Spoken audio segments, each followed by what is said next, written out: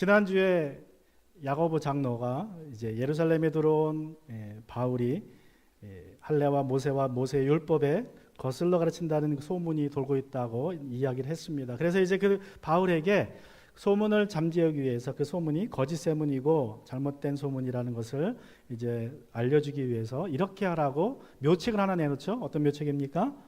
바울이 마침 그 예루살렘 교회에 4명의 형제들이 나실인에 서약을 했는데 그 서약에 들어가는 비용을 다 대주면 사람들이 그것을 보고 당신이 한 말이 이제 당신이 그렇게 말하지 않았다는 것을, 당신이 예루살렘 성전이나 또 율법이나 유대인들 향해서 또 부정적으로 얘기하지 않았다는 것을 사람들이 알게 될 것입니다 라고 이제 이야기했습니다. 그래서 바울이 아주 순수하게 거기에 대한 어떤 반감을 가지지 않고 한마디 군소리 않고 이제 그 제안을 따릅니다. 그래서 그들의 비용을 대주고 또 그럼으로써 그들의 서약에 동참합니다. 그래서 사도행전 21장 27절에 보면 그 일회가 거의 끝날 무렵에 아시아에서 온 유대 사람들이 성전에서 바울을 보고 군중을 충동하여 해서 바울을 붙잡아 놓고, 자, 그 일회가 이 나사렛인의 그 서약이 끝나는 일회를 말합니다.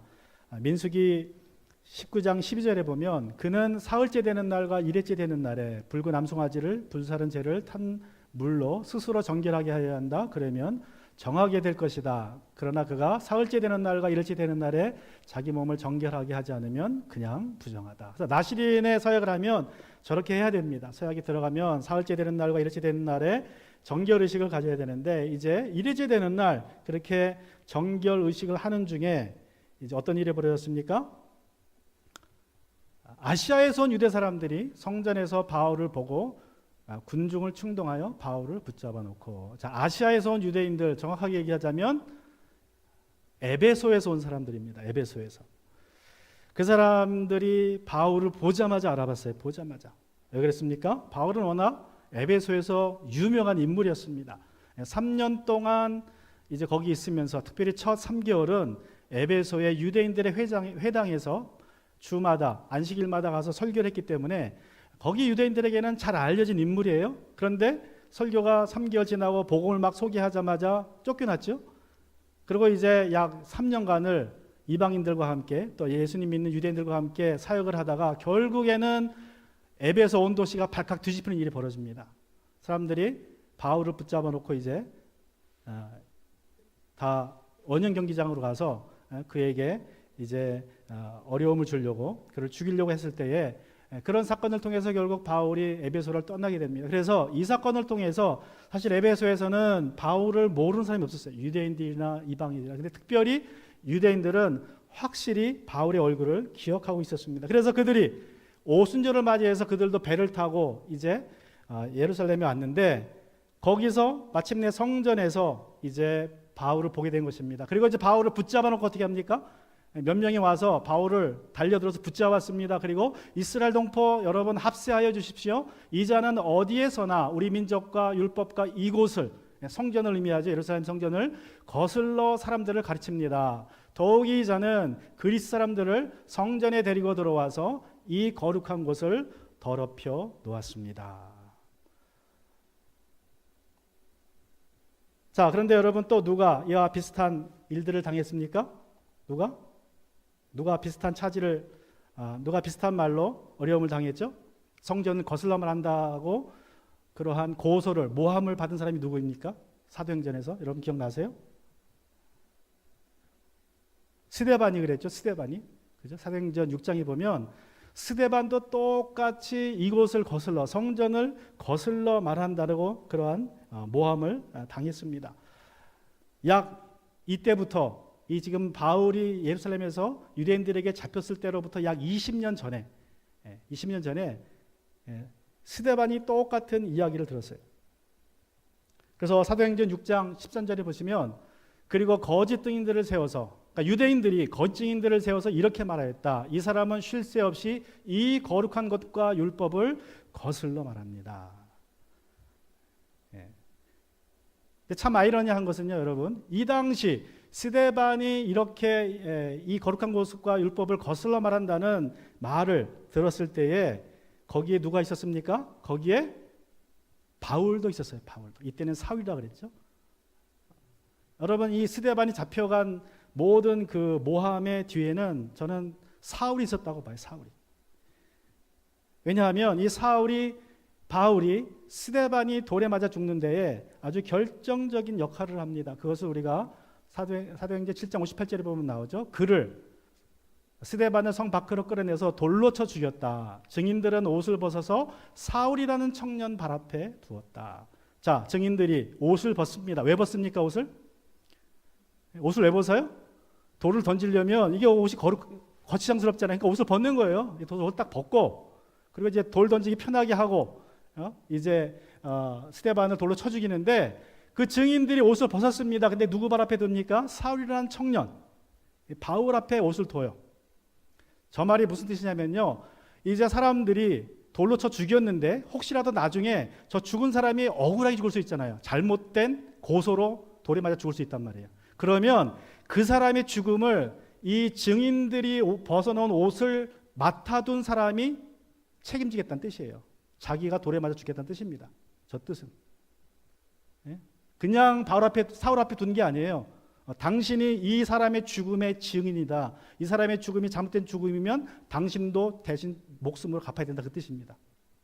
엄청난 일이에요. 그러니까 결국 이것으로 봐서는 사울이 스데반을 붙잡는 일에 결정적인 역할을 한 사람이, 이 사람이 뒤에서 다 주동한 사람입니다. 근데 이때 당시에는 사울이 스데반이 성전을 거슬러 말한다고 이해를 했어요. 사실은 거슬러 얘기한 건 아니죠. 그냥 성전이 성전으로서의 기능이 끝났다고만 얘기했습니다. 더 이상 이 성전에만 우리가 와서 예배드리고 기도할 필요가 없다고 그냥 그렇게 얘기했어요. 성전의 기능이 끝났다. 이제 왜 끝났어요? 성령이 우리에게 오셨기 때문에. 성전이 지어지기 전에 아브라함도 저 모세포타냐에서 우루 땅에서 예배를 드렸고, 하나님은 성전이 없는 어느 곳에서든지 예배를 받으셨다. 근데 지금은 성령이 와 계셨기 때문에 더 이상 성전이 필요 없다. 그래서 성전의 기능이 끝났다는 것을 선포했을 뿐인데, 그것을 성전을 거슬러 얘기했다고 해석을 한 거예요, 유대인들이. 이 바울도, 사울이라는 청년도 그렇게 해석을 한 겁니다. 그래서 스데반을 잡아 죽이는데 사울이 앞장을 섰어요. 그런데 아이러니하게도 20년 후에 이제 사울이 예수님 만나서 거듭나고 성령 받고 이제 깨달았습니다. 스데반이 말이 옳다는 것을. 그래서 그도 똑같은 말을 했어요.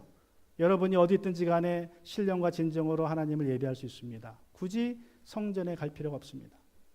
그 말을 유대인들이 오해해서 이제 사울을 붙잡은 것입니다. 그런데 어떻게 얘기합니까? 누굴 데리고 왔다 그래요? 자, 이곳을 거슬러 사람들을 가르칩니다. 더욱이 이자는 그리스 사람들을 성전에 데리고 와서 이 거룩한 곳을 더럽혀 놓았습니다. 자, 여기서 말하는 그리스 사람들은 누굽니까?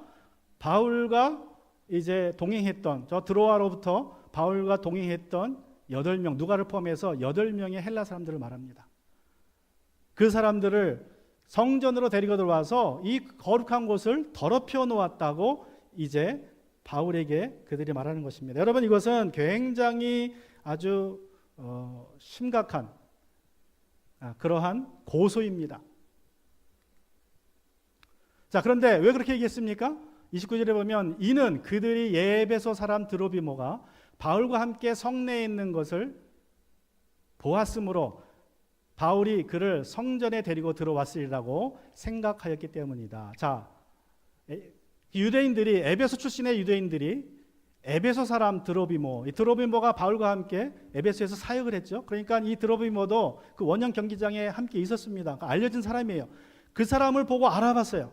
그런데 중요한 것은 성내에, 여기 성내라는 것은 예루살렘 성내를 바울과 드로비모가 함께 걸어다니는 것을 에베소 출신의 유대 사람들이 보고, 그것을 보고 어떻게 생각하냐면 바울이 여기 와 있네, 저 드로비모라는 헬라 사람도 와 있네, 여기 걸어다니는 걸 보니까 바울이 그 사람을 성전에 데리고 들어왔다라고 추측을 한 겁니다.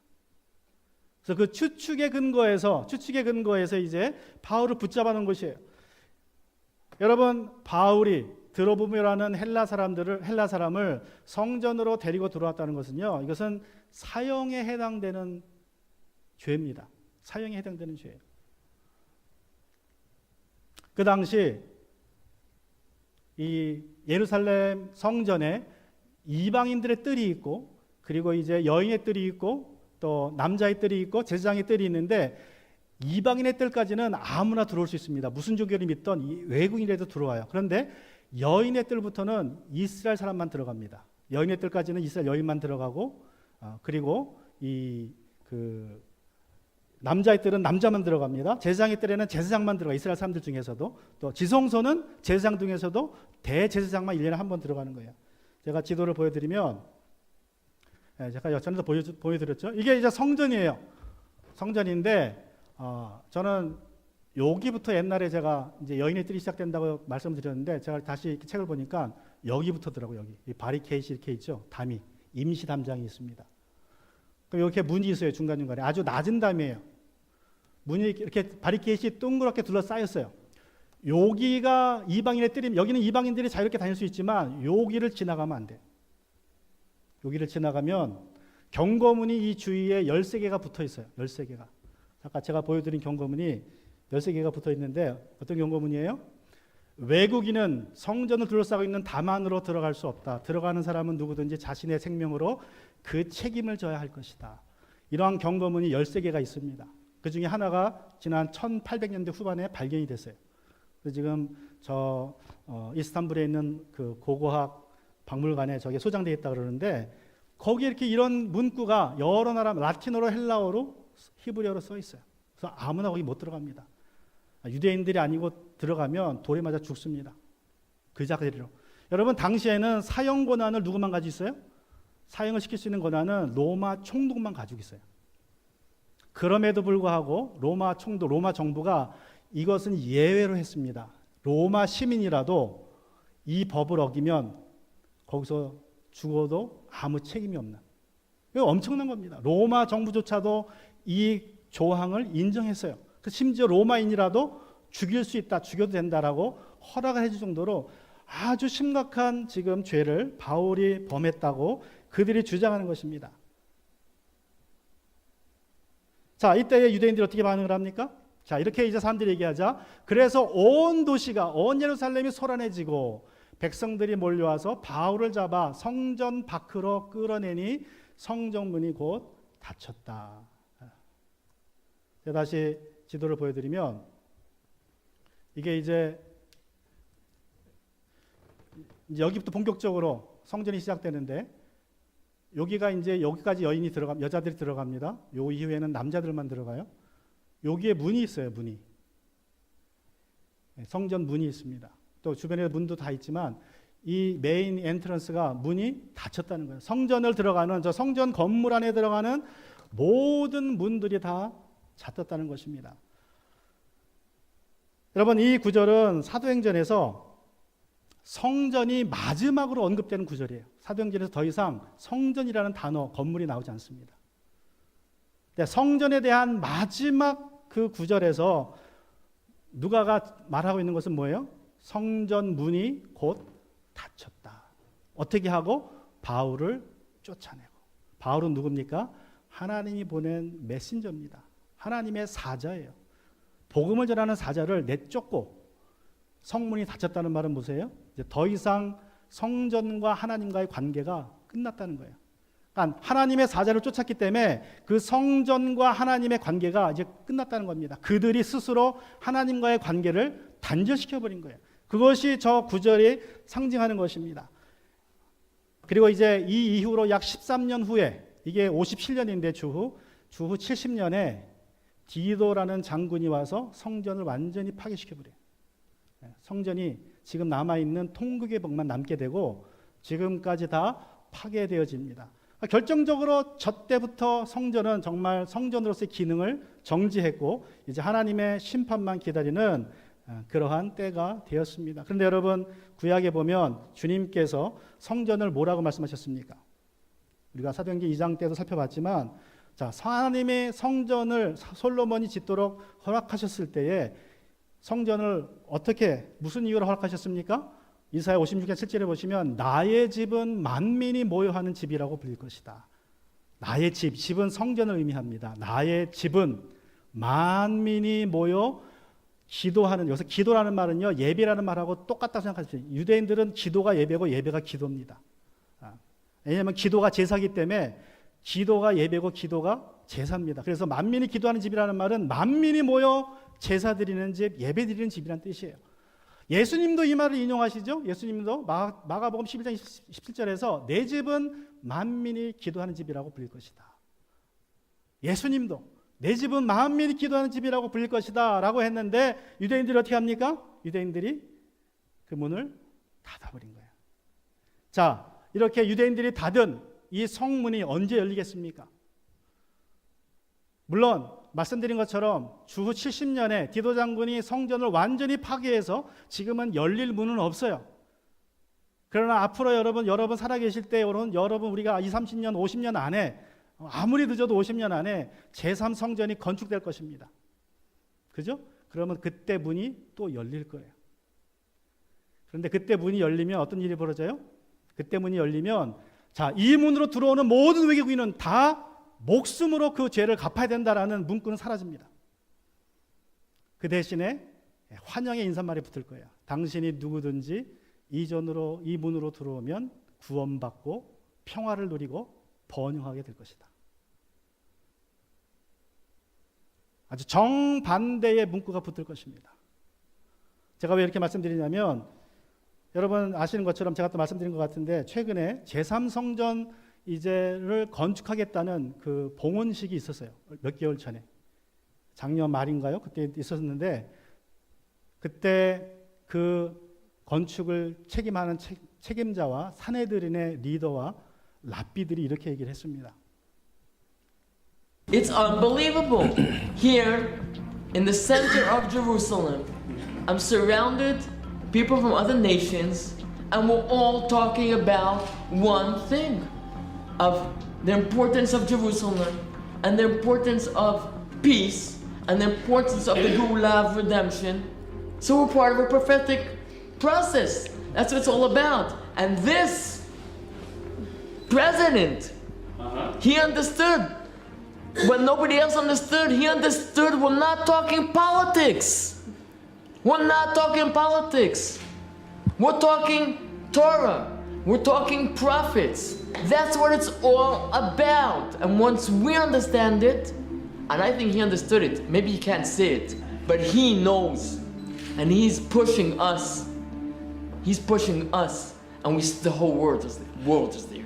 As Trump says, every nation will keep his language, his culture, his beliefs. It's not globalization.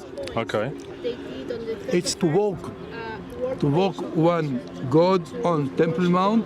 Would you say it's more of a one world temple for the whole world? It will not be never one religion. It will Okay. be nations. Okay. And the nations are like gemstones, very precious. Okay. Muslims, I'm talking about the high, let's say, rank or hierarchy in the Muslim religions came to us and asked us, please build a temple. Why? Because the temple is for everybody, it's for the whole nations to prosper and thrive. So they came to us and asked, please build a temple. Now, the problem is with the radicals. What is a Muslim? Let's talk. What is a Muslim? Muslim in the Hebrew world is perfect. Whomever talks to God is perfect. According to the Quran, Ibrahim was Muslim. Moses was Muslim. He was perfect. And they got into a conclusion that the Messiah will be their Mahdi. Their Mahdi. So whenever I meet Muslims in many countries, I tell them, who was Muslim according to the Quran? Abraham, I'm from Ibrahim. Moses, Musa, I'm from Musa, I'm Levi. And the Mashiach, Messiah, will be the Mahdi. So actually our history is the same, our future is the same, so what is the problem now? And they ask us, really, what is the problem? I'm saying the problem is only the radicals, they're the terrorists. But whenever everybody will support building the third temple, then everybody will prosper, because this is what this temple is for the whole world.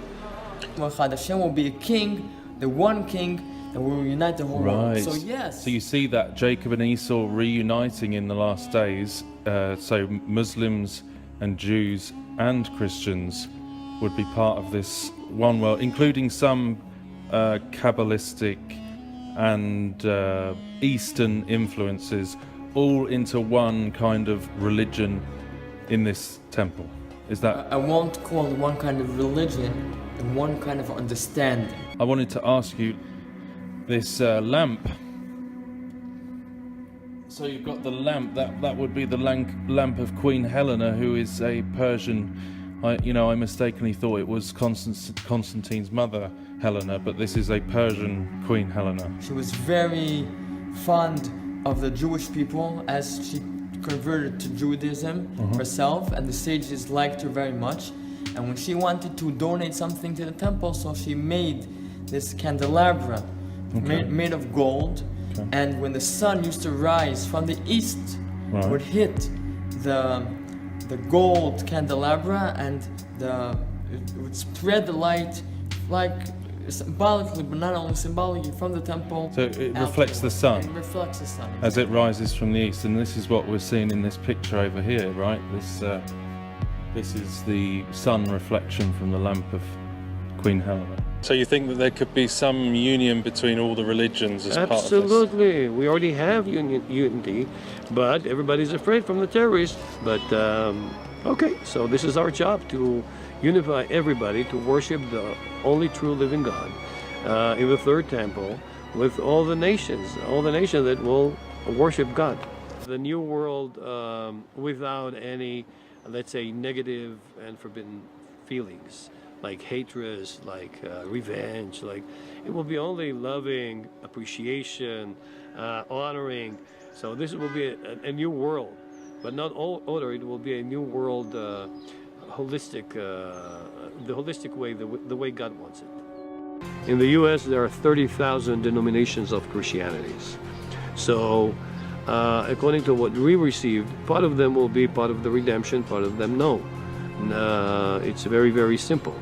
So whomever will accept to be exactly as the nations, whomever will come as a person to come to be to worship God, he will be part of the redemption. As simple as that. 앞으로 저 문은 열립니다. 그런데 여러분이 안 들어가면 어떤 일이 벌어진지 아세요? 당신은 테러리스트다. 당신은 근본주의자들이다. 그러고 핍박이 시작됩니다. 아주 심플해요. 그러나 무서운 세상입니다. 세상이 평화를 얘기하면서 우리는 예수님 때문에, 예수님이 우리 안에 있고 성령이 우리 안에 계시기 때문에 우리는 사람이 손으로 지은 성전이 필요하지 않아요. 예배드리기 위해서. 그렇죠? 우리는 어디서나 이 교회에서 예배드려도 되고요, 기도해도 되고, 집에서 기도해도 되고, 직장에서 기도해도 되고, 길을 가다가 기도해도 그곳이 곧 하나님과 나가 만나는 곳입니다. 그런데 이들은 사람이 손으로 지은 성전을 지어놓고 문을 열고 이리로 들어오는 자들은 다 구원을 받을 것이다, 평화를 누릴 것이다, 번영할 것이다 라고 가르칩니다. 다시 말씀으로 돌아와서 31절에 보시면, 자, 그러니 어떻게 하면 좋겠습니까? 그들은 틀림없이 당신이 왔다는 소식을 들을 것입니다. 이거 제가 32절 제가 말씀드리면, 자, 이제 그들이 와서 그들을 때리는 걸 보고, 사람들이, 유대인들이 이제 바울을 때리는 것을 보고 사람들이, 병사들이 몰려옵니다. 그리고 백부장들을 거느리고 천부장이 와요. 천부장이라는 것은 1000명의 부하가 밑에 있죠. 근데 천부장이 백부장들을 데리고 왔으니까 최소한 2명 이상의 백부장입니다. 100명의 부하가 2명 이상 같이 따라온 거예요. 그러니까 200명 정도의 병사들이 지금 이 성전 안으로 달려 들어온 것입니다. 이들이 어디서 들어왔냐면, 여러분 보시는 것처럼 이게 성전인데, 이게 안토니오 성체예요. 성체. 이게 북서쪽에 있습니다. 북서쪽에. 요 성체의 주변으로 1000명의 로마 병사들이 주둔하고 있어요. 그리고 항상 여기서 예루살렘 시와 성전을 내려다봅니다. 왜냐하면 여기에 모이면 꼭 무슨 일이 생겨요. 거의 뭐 몇 년에 한 번씩 여기서 반란이 시작되든지 어떤 소동이 시작되기 때문에 요 성체에서 이제 지켜봐요. 그 문제가 생기면 즉시로 내려옵니다. 여기 층계가 있어가지고 즉시로 내려와요. 그렇게 된 겁니다. 병사들이 보니까 사람들이 몰려가지고 바울을 막 패고 있는 거예요. 죽도록 때립니다. 그러니까 또 문제가 일어났구나. 또 이 성내 사람들이 다 몰려오니까 이 병사가 보고를 하고 보고받은 천부장이 200명의 최소한 200명의 병사를 데리고 이제 내려온 것입니다. 그리고 이제 묻습니다. 자, 이제 천부장이 병사를 데리고 오니까 그들이 때리는 걸 멈춰요. 왜 그래요? 로마 병사는 무섭거든요. 이 사람들이 명령을 안 하면 이 사람들은 그냥 주워 팹니다. 그리고 죽입니다. 그래서 또 3년 전에 어떤 일이 있었냐면 이 예루살렘 성전에서 거의 6월절에 소동이 있었는데 그 소동이 나타나니까 병사들이 또 내려왔어요. 성체에서. 그랬는데 그 병사를 보고 놀란 유대인들이 도망가다가 자기들끼리 수백 명을 서로 한 400명을 밟혀 죽였어요. 서로. 놀래가지고 도망가다가. 그런 일이 있을 정도로 이 로마 병사를 보면 무서워하는데, 그러니까 로마 병사가 오자마자 바울을 때리다가 멈춥니다. 그래서 이제 천부장이 묻습니다. 천부장이 가까이 가서 바울을 체포하였다? 왜냐하면 왜 체포를 해요? 문제가 있으니까 때렸지. 그리고 체포한 거예요. 마침내 아가보의 예언이 이제 여기서 이루어집니다. 그리고 그는 부하들에게 쇠사슬 둘로 바울을 결박하라고 명령하고, 쇠사슬 둘로 무슨 말이냐면 이렇게 묶은 게 아니라 양쪽에 병사들이 하나씩 서서 자기들의 손에 묶은 거 이렇게 묶은 게 아닙니다. 이렇게 해서 양쪽에 병사들이 서서 자기 손에 묶어버려요. 못 도망가게. 그래서 둘로 결박하라고 명령하고 그가 어떤 사람이요 무슨 일을 하였는지를 물어봤다. 사람들에게 묻습니다. 도대체 이 사람이 누구며 무슨 짓을 했기에 여러분이 때립니까? 그랬더니 34절, 무리 가운데 사람들이 저마다 다른 소리를 질렀다. 천부장은 소란 때문에 사건의 진상을 알 수 없으므로 바울을 병영 안으로 끌고 가라고 명령하였다. 자, 사람들이 제각기 얘기하니까 도대체 무슨 말인지 몰라요. 그래서 이제 천부장이 바울을 병영 안으로 그 성체로 끌고 가라고 명령을 합니다.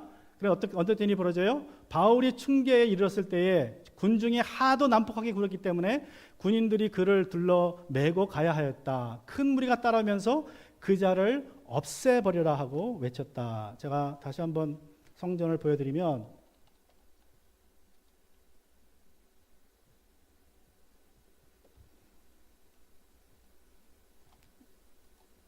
자, 이제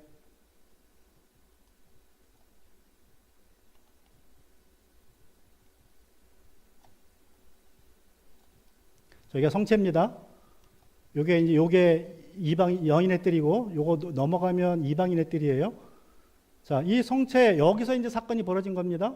여기를 올라가야 되는데, 여기를 가야 되는데 사람들이 하도 소동을 벌이니까 결국은 어떻게 올라가요? 바울을 들러매고 어깨에 높이 들어서 메고 올라갑니다.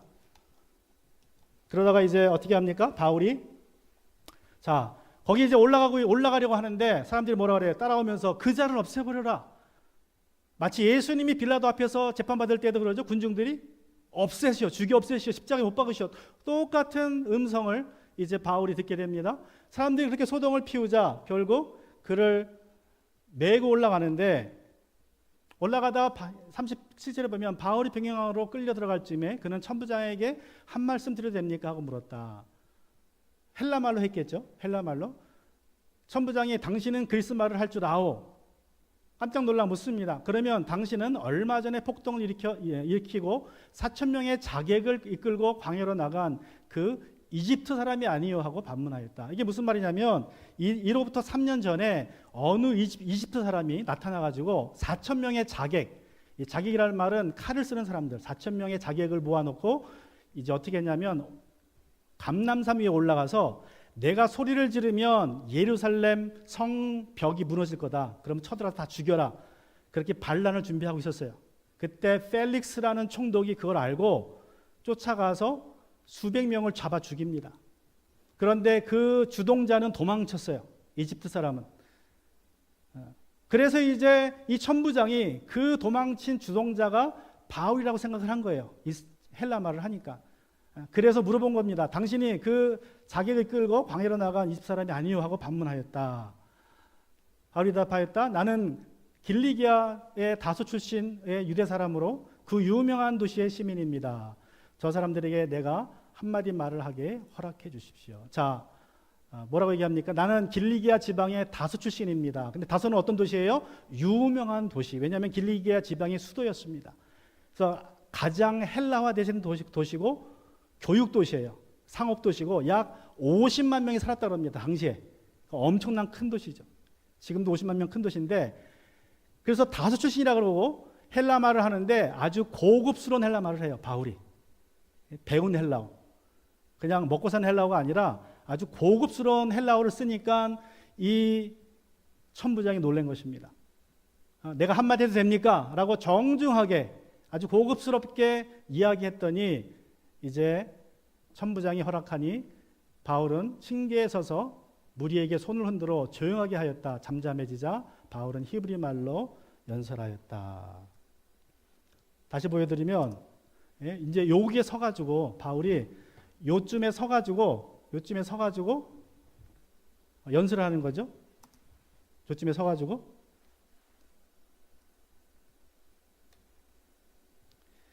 그 바울이 한 설교의 내용에 대해서는 우리가 이제 22장에서 다음 주에 살펴봅니다. 자, 오늘 설교의 핵심은 성전입니다. 성전. 그래서 제가 아까 설교 시작할 때 찬송 부르고 사실 그 설교 내용이 거기에 다 있다고 말씀드린 것입니다.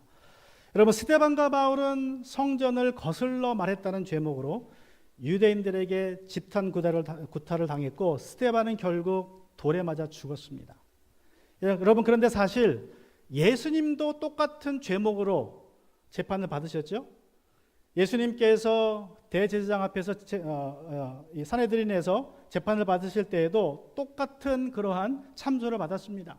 마가복음 14장 58절에 보면 우리가 이 사람을 말하는 것을 들었는데 내가 사람의 손으로 지은 성전을 허물고 손으로 짓지 않은 다른 성전을 사흘 만에 세우겠다 하였습니다. 자, 여러분, 예수님께서는 어떤 의미로 이 말을 했습니까? 예수님이 내가 이 헤롯 성전을 허물고 손으로 짓지 않은 다른 성전을 사흘 만에 세우겠다는 말은 예수님이 자기의 죽음과 부활을 가리키는 말이라고 요한은 설명했어요. 다시 말하면 이제 예수님이 죽으시고 부활하시고 성령이 오시면 이러면 이제 성전이 더 이상 필요 없다는 것을 예수님께서 말씀하셨습니다. 그래서 바울은 고린도 전서 3장 16절 17절에서 이렇게 말씀하시죠. 여러분은 하나님의 성전이며 하나님의 성령이 여러분 안에 계신다는 것을 알지 못합니까? 누구든지 하나님의 성전을 파괴하면 하나님께서도 그 사람을 멸하실 것입니다. 하나님의 성전은 거룩합니다. 여러분은 하나님의 성전입니다. 예수님의 죽음과 부활로 그리고 성령이 오셔서 우리 안에 내주하심으로 성령을 받은 사람들은 다 하나님의 성전이 됐다는 것입니다. 또 6장 19절에서는 여러분의 몸은 여러분 안에 계신 성령의 성전이라는 것을 알지 못합니까? 여러분은 성령을 하나님부터 받아서 모시고 있습니다. 여러분은 여러분 자신의 것이 아닙니다. 제가 말씀드린 것처럼 앞으로 제3성전이 지어질 것입니다. 여러분, 그날이 멀지 않았습니다. 동영상에서 보신 것처럼 트럼프 대통령이 그 일에 앞장서고 있어요. 저는 트럼프 대통령이 알고 그러는 건지 모르고 그러는 건지 확실히 모르겠어요. 지금은 보수적인 믿음을 가지고 표방하고 우리의 목소리를 내주고 있지만 여러분, 그가 앞으로 이 믿음을 지킬지 아니면 여기서 벗어나서 반 기독교를 표방하게 될지는 알 수 없습니다. 중요한 것은 성령의 내주하심으로 저와 여러분이 성전이 되었다는 사실이에요. 그래서 앞으로 제3성전이 지어진다 하더라도 정말 그때에도 성령의 내주하심을 믿고 그렇게 사는 사람들은 그 제3의 성전의 성문으로 들어가지 않을 것입니다. 그러나 그렇지 않은 모든 명목상 그리스도인들은, 이름만 그리스도인 사람들은 그 제3의 성전 안으로 뚜벅뚜벅 걸어 들어가게 될 것입니다. 고린도후서 6장 16절에서 바울이 다시 한번 말합니다. 하나님의 성전과 우상이 어떻게 일치하겠습니까? 우리는 살아계신 하나님의 성전입니다. 그것은 하나님께서 말씀하신 바와 같습니다. 내가 그들 가운데 살며 그들 가운데로 다닐 것입니다. 나는 그들의 하나님이 되고 그들은 내 백성이 될 것입니다. 성령을 모신 우리가 성전입니다. 여러분, 각자로도 성전이고요. 우리가 이렇게 함께 모여 있을 때도 우리가 성전입니다. 이 성전을 우리가 깨끗하게 거룩하게 잘 지켜야 될 줄로 믿습니다. 제가 지난 주 중에 우연히 유튜브에서 EBS 방송에서 올린 프로그램을 하나 봤습니다. 시사 프로그램인데 아마 새로 시작하는 것 같아요. 제목이 이겁니다. 나는 견이다. 요새는 하도 이제 소재가 없으니까 개가 주인공이 됐어요. 그래서 개의 관점으로 시사 프로그램을 만든 거예요. 예? 개의 관점으로 그 주인 이야기를 하고 개의 관점으로 카메라를 달아가지고 세상을 보고 얘기해요. 그래서 제목이 나는 견이다. 제가 보고 참 재밌다고 생각을 했는데 하다못해 주인공이 없으니까 이제 개가 주인공이 됐어요. 많은 종교인들에게 세상 앞으로 많은 종교인들에게 심지어는 기독교인들에게도 성전이 주인공이 될 것입니다. 사람의 손으로 지은 성전이.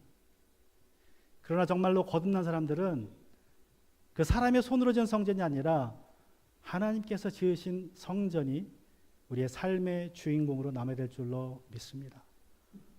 그런 저와 여러분이 되기를 주님의 이름으로 축원합니다. 같이 시간 우리 기도할 때에 주님